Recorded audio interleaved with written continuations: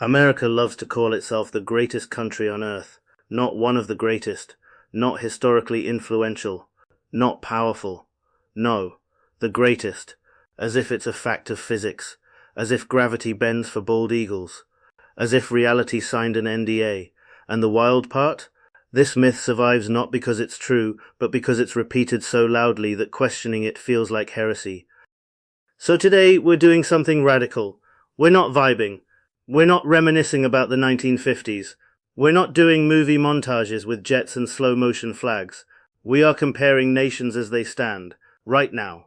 No nostalgia, no propaganda, just outcomes. And yes, brace yourself. England is currently a better functioning nation than the United States. And Burkina Faso, a country Americans are taught to pity, is actively working its way toward being more coherent, more future-oriented, and frankly, more serious about nationhood than America is at this moment. Let's talk about it. The myth of American greatness. America's greatness myth rests on four emotional pillars: freedom, opportunity, democracy, military dominance.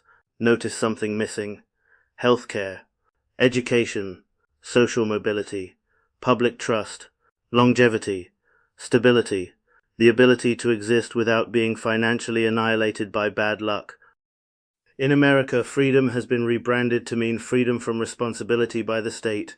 You are free to go bankrupt from medical bills, be shot in a classroom, work full-time and still be homeless, lose everything because your employer sneezed, and then be told this is character building. That's not freedom. That's abandonment with fireworks. America does not take care of its people. A great nation protects its population. America doesn't. In the United States, healthcare is tied to employment, not humanity. Medical debt is the leading cause of bankruptcy. Insulin costs more than rent in some states. Mental health care is a luxury. Preventable deaths are routine. And this is sold as freedom. If your society requires GoFundMe to survive cancer, you are not living in the greatest country on earth. You are living in a casino with flags. Compare this to England. Let's talk about England. Is England perfect? No. Don't be silly. But here's the difference. The floor is higher. You don't lose your home because you got sick. You don't have to choose between rent and medication. You don't need a credit card to stay alive. The NHS isn't socialism gone wrong. It's civilization functioning under strain. Public transport exists. Gun violence is not normalized. Food isn't chemically engineered to sabotage children. Voting doesn't require navigating voter suppression like a side quest. England understands something America doesn't. A nation's job is not to punish its citizens for existing. America loves symbols. England runs systems. America worships symbols, flags, anthems, military flyovers, pledges recited by children who can't afford lunch. England is boring by comparison, and that's a compliment. Because boring nations function. Bins get collected. Doctors show up. Trains run. People complain loudly and still expect services. That's the difference between mythology and governance. The data is not on America's side. Let's drop the romance. America ranks lower life expectancy than most of Europe, worse maternal mortality than several poorer nations, lower social mobility than the UK, higher incarceration than any country on earth, astronomical military spending with minimal domestic return. This isn't decline due to enemies. This is self-inflicted dysfunction. America spends trillions preparing for war and acts shocked when bridges collapse and classrooms crumble and hospitals fail. You cannot bomb your way into greatness.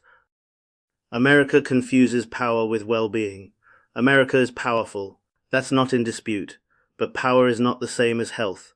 An empire can dominate the world and still rot internally. Rome did. Britain did. America is doing it now. Great nations are judged not by how loudly they project power, but by how quietly their people live stable lives. And America's people are exhausted. Enter Burkina Faso. Now let's talk about Burkina Faso. And yes, I know, this is where Americans scoff. Because American education teaches Africa as a single failure montage.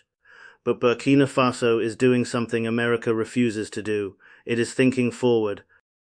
Burkina Faso invests heavily in education, prioritizes youth development, builds regional cooperation, rejects endless foreign dependency, focuses on internal coherence.